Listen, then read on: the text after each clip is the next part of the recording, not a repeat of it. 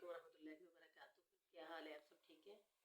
जी बच्चों, आज मैं आपको बताऊंगी कि कंधे की कटिंग करने का तरीका क्या है और बहुत ही आसान तरीकों में इंशाल्लाह मैं आपको बताऊंगी। आप ज़रा ध्यान से देखिएगा। ये मैं एक बच्ची की कमीज़ कटिंग करने लगी हूँ जिसका तकरीबन तीरे का माप है 6 इंच। ठीक है, सिर्फ कंधे की ही हमने कटिंग करनी है। देखिएगा ज़रा, सबसे पहले हमने अपने कपड़े को इसी तरह रखना है जिस तरह मैंने ये प्रेस करके रखा हुआ है, और उसके बाद हमने इस तरह करके ना अंदर की साइड देखनी है कि इस कपड़े के फूल जो है ना वो ऊपर वाली साइड पे जा रहे हैं कि नीचे वाली साइड पे जा रहे हैं। ठीक है, मैंने पहले इसको देखा और मैंने इसको अब ना ठीक तरीके से करके रखा हुआ है। पहले इसके फूल जो था ना, एक ऊपर को आ रहा था, एक नीचे को आ रहा था। फिर मैंने दरमियान में कटिंग की। कटिंग करने के बाद एक को दोनों को इक्वल किया। अब देखेंगे ये वाले फूल जो है ना ये ऊपर को आ रहे हैं। ठीक है, अब हमने इसको ऊपर ही किया। नीचे वाला हिस्सा भी देखिएगा, उसको भी मैंने ठीक तरीके से किया कि ये ऊपर ही आए। कोशिश करें आप भी इस तरह करें। और बहुत सी ऐसी हमसे गलती हो जाती है जिसको हम बहुत मामूली गलती समझते हैं, लेकिन जब हम वो सूट पहनते हैं ना फिर हमें पता चलता है कि ये गलती तो बहुत बड़ी गलती थी। एक साइड के फूल ऊपर के होते हैं, दूसरे वाले फूल जो होते हैं ना वो नीचे के होते हैं। कोशिश करें, सबसे पहले हमने अपनी कमीज को देखना है इसके फूलों का रुख किस तरफ है। जिस तरफ को हो, ऊपर को है तो हमने ऊपर को ही अपनी कमीज का रुख करना है। ठीक है, फूलों का रुख भी उसी तरह दोनों का इक्वल होना चाहिए। इसके बाद अब मैं आपको कंधे की कटिंग का तरीका बता रही हूँ। ये है हमारे कंधे की कटिंग।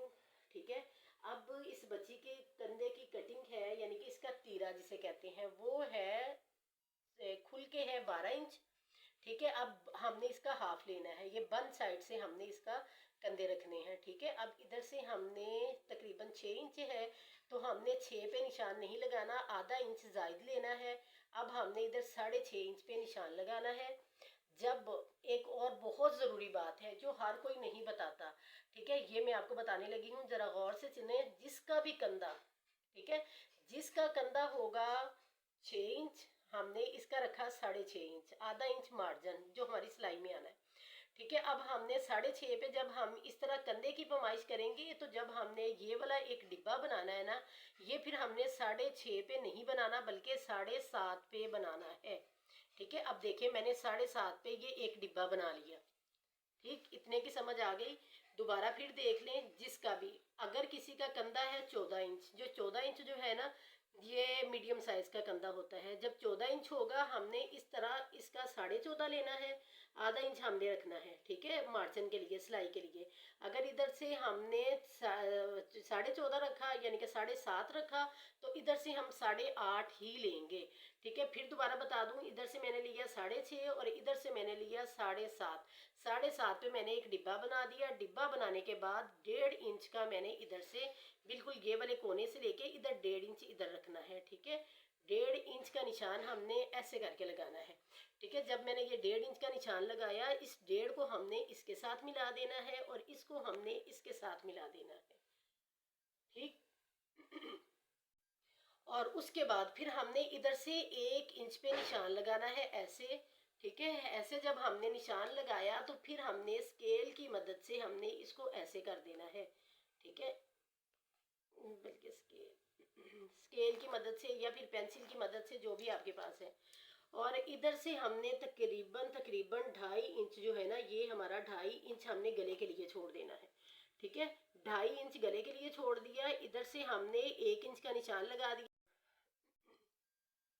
जी, मैंने अभी जिस तरह आपको बताया है। अब देखें, इधर से हमने 6.5 लिया था और ये भी 6.5, यानी कि ये फिर 6 इंच ही, बल्कि 6.5 ही रह जाता है। जब 1 इंच हम ऊपर से ले लेंगे ना तो ये कंधे की जो कटिंग होती है ना, ये कंधे का जो मार्किंग मैंने की, ये भी 6.5 ही रह जाती है।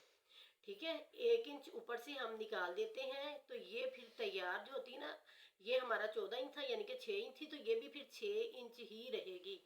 ठीक है, समझ आ गई है। अब हमने जो आगे वाले हिस्से की, ये तो बैक की कटिंग है ना, बैक की कटिंग मैंने अभी इस पे निशान लगाया है।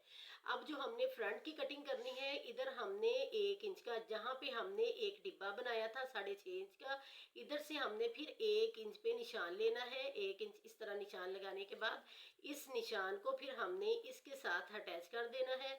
ठीक है, ये सिर्फ अगले वाले हिस्से की कटिंग होगी और इस निशान को इस निशान के साथ, इसके साथ नहीं, इसके साथ, ठीक है, इसको हमने इसके साथ ऐसे मार्किंग कर देनी है। ठीक है, ये देखें इस तरह, ये निशान की मार्किंग हो गई। इसके बाद फिर हमने इसका दरमियान देखना है, इस डिब्बे का दरमियान क्या है, इसका दरमियान ये होगा, ठीक है।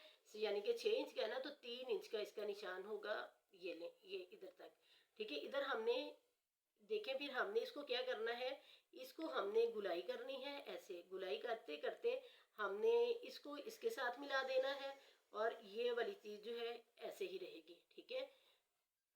ये देखिए, ऐसे हमने इसको इसके साथ मिलाना है। निशान की समझ आ रही है।